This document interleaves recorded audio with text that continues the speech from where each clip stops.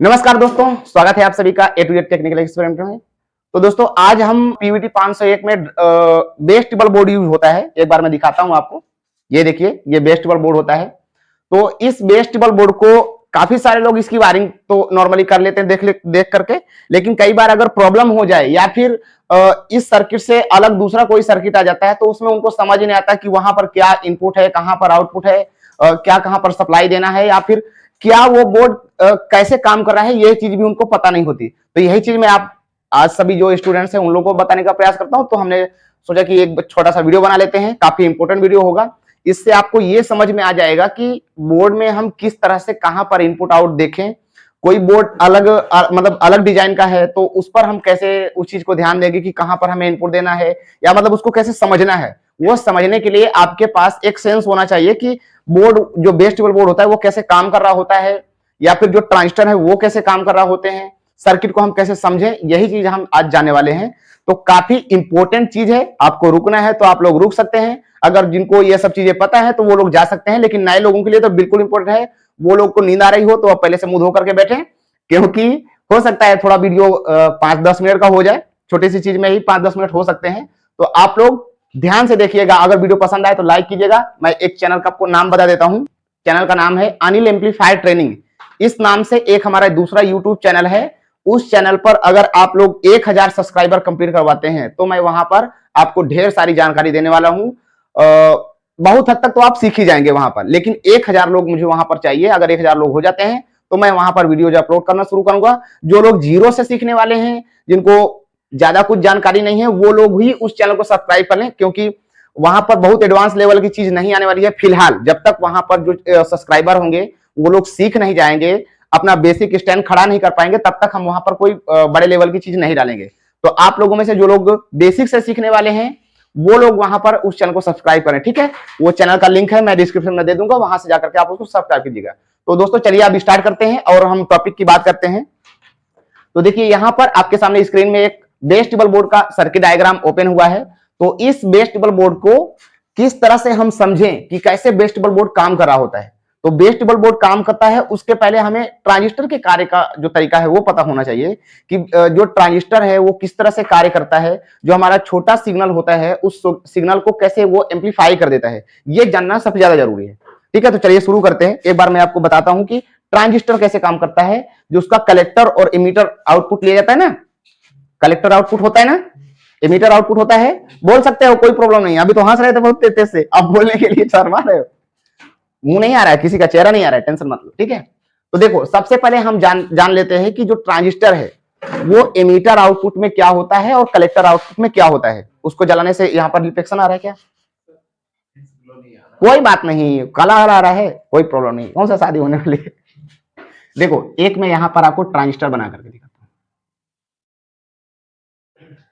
सब लोग बोलेंगे, ठीक है।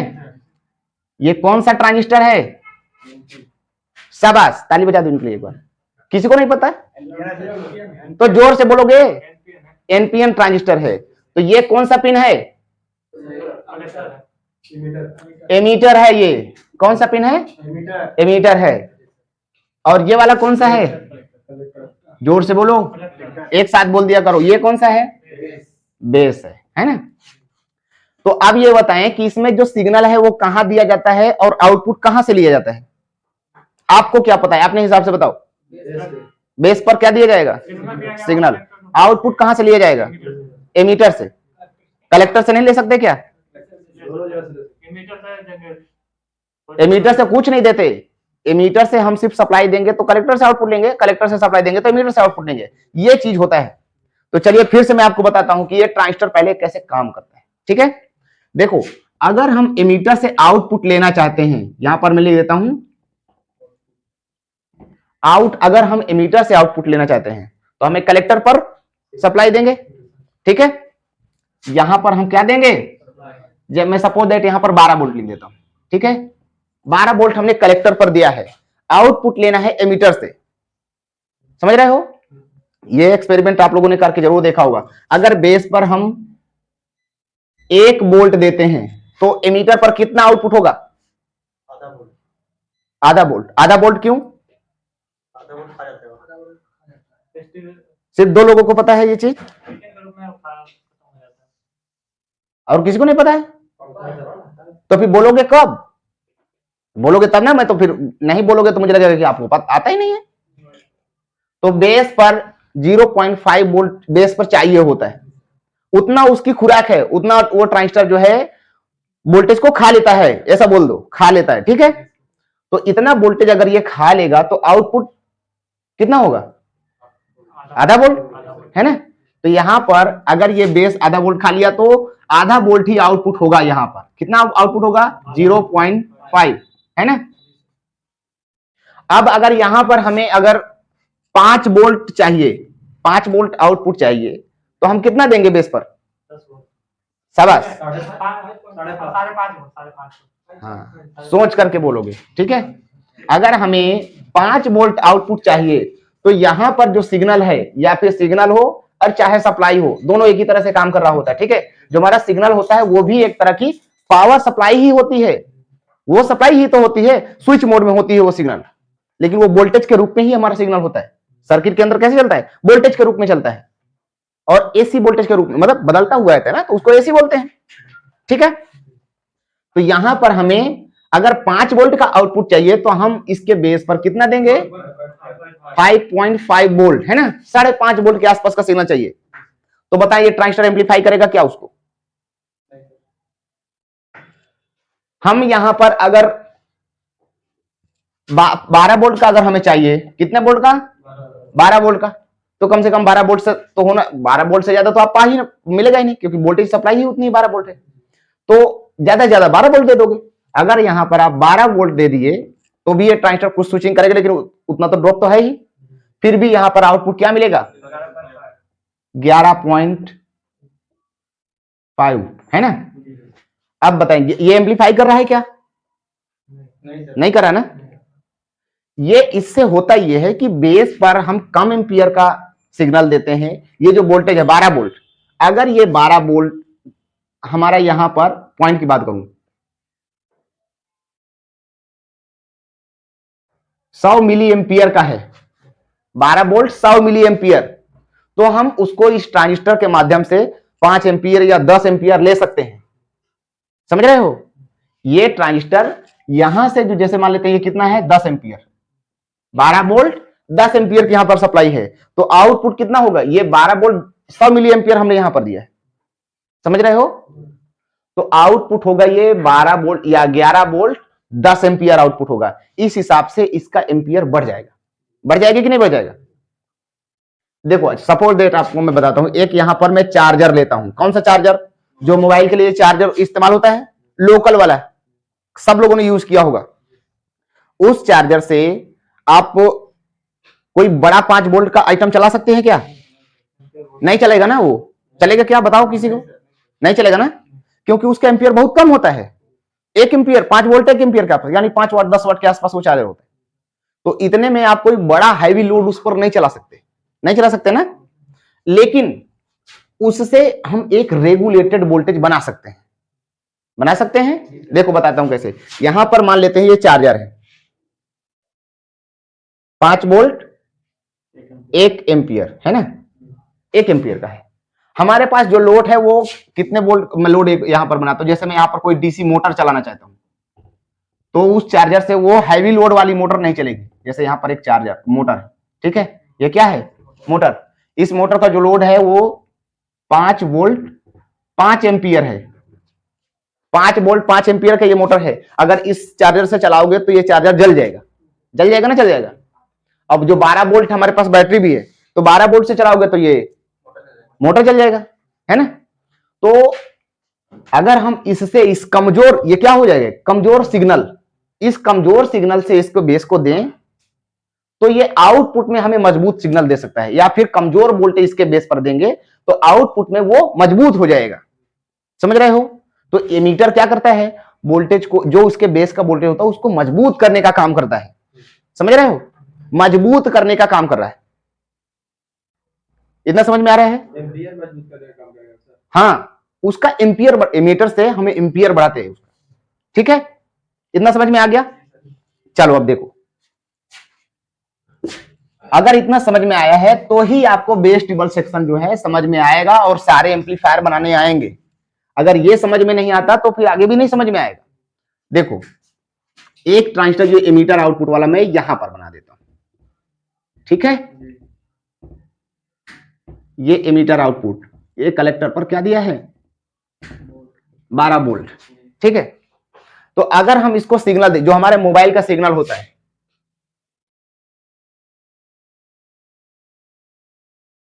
मोबाइल का जो सिग्नल होता है वो कितने वोल्ट का होता है 100 से 200 मिली वोल्ट का। कितना, मैं यहां पर देखो लिखता हूं 200 मिली वोल्ट का। अब ये दो रिकॉर्डिंग चल रही है, 200 मिली वोल्ट का यहां पर सिग्नल है ना। ये किसी ट्रांजिस्टर को चला पाएगा क्या, नहीं चला पाएगा ना। ये तो समझ पा रहे हो, 200 मिली वोल्ट का मतलब समझ में आ रहा है कितना होता है, 1 वोल्ट में कितने मिली वोल्ट होते हैं 1000। 1 वोल्ट में 1000 मिली वोल्ट होते हैं। आप इस तरह करोगे तो सो जाओगे आप। अब मुंह धो के आ गया फिर भी आराम से अगर लेटोगे इस तरह तो सो जाओगे ना। थोड़ा सा टाइट होकर के बैठना है तब आपको नींद नहीं आएगी, वरना नींद आ जाएगी जल्दी से, क्योंकि दिन भर पढ़ना है तो नींद तो आएगी ही। अब देखो 100 मिली वोल्ट का सिग्नल है, इस सिग्नल को पहले हमें क्या करना होता है, बड़ा करना होता है। बड़ा करना होता है, इसका वोल्टेज बढ़ाना होता है। ये कम एम्पियर का है और वोल्टेज भी इसका कम है, तो सबसे पहले हम क्या करेंगे, इसके वोल्टेज को बढ़ाएंगे। इसका जो लेंथ, तो सिग्नल का जो लेंथ है, अगर मैं सिग्नल लेंथ यहां पर बनाऊं इस तरह से इसका सिग्नल बनेगा। अगर ऑडियो बनेगा तो इतना छोटा छोटा बनेगा, मैंने इसको बहुत बड़ा बना दिया है, ये और भी छोटा छोटा 200 मिली वोल्ट का हो गया, ठीक है। ये साइज 200 मिली वोल्ट का। अब इसके मुकाबले अगर हम 5 वोल्ट का बनाएं यहां पर,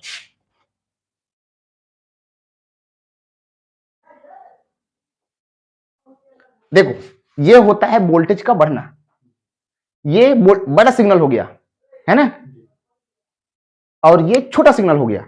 तो हमें पहले इस सिग्नल को बड़ा करना होता है। क्या करना होता है, बड़ा करना होता है। तो ये एमीटर आउटपुट से हम सिग्नल को बड़ा कर सकते हैं क्या, नहीं कर सकते ना। उससे हम सिग्नल को मजबूत कर सकते हैं, बढ़ा नहीं सकते उसको। ट्रांजिस्टर जो है अपने अगर एमीटर से आउटपुट लेते हैं उसके, तो सिग्नल को क्या करता है, मजबूत करता है, बढ़ाता नहीं है, ठीक है। अब देखो एक बार मैं यहां पर ट्रांजिस्टर को कलेक्टर आउट की तरह इस्तेमाल करते हैं।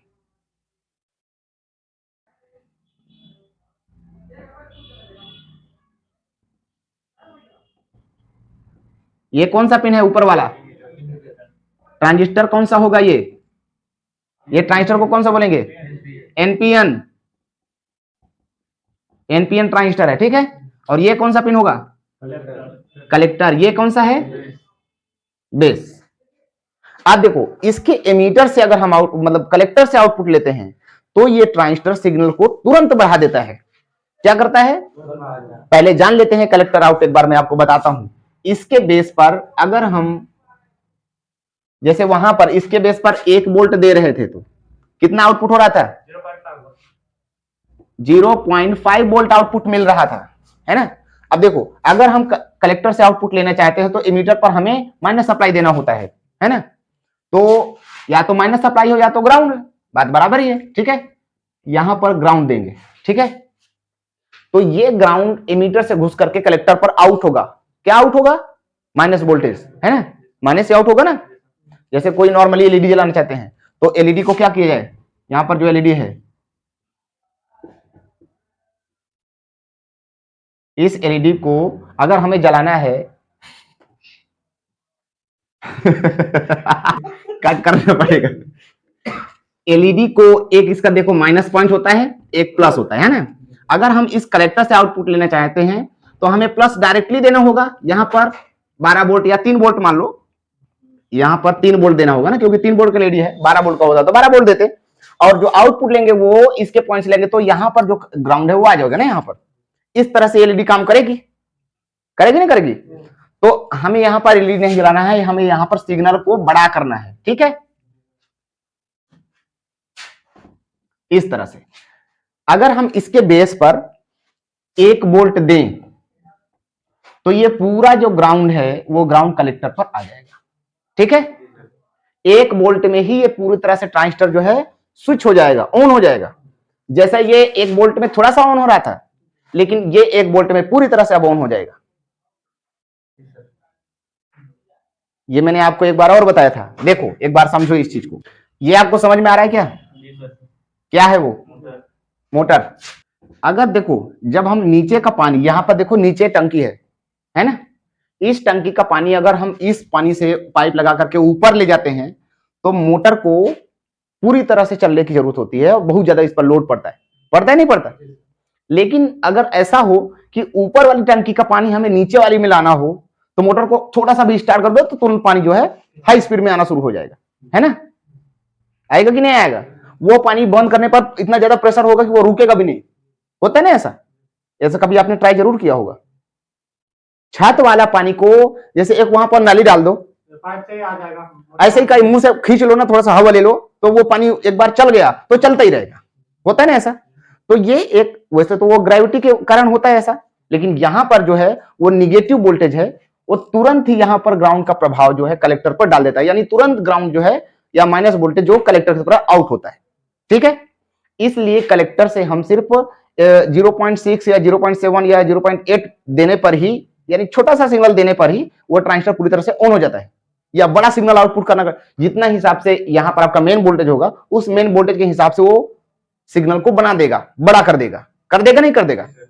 इसलिए आपको यह समझना बहुत जरूरी है कि जब भी आपके पास कोई सर्किट आता है तो आपको यह देखना है कि वो जो सिग्नल बेस पर जा रहा है वो क्या होगा, इनपुट होगा कि आउटपुट होगा।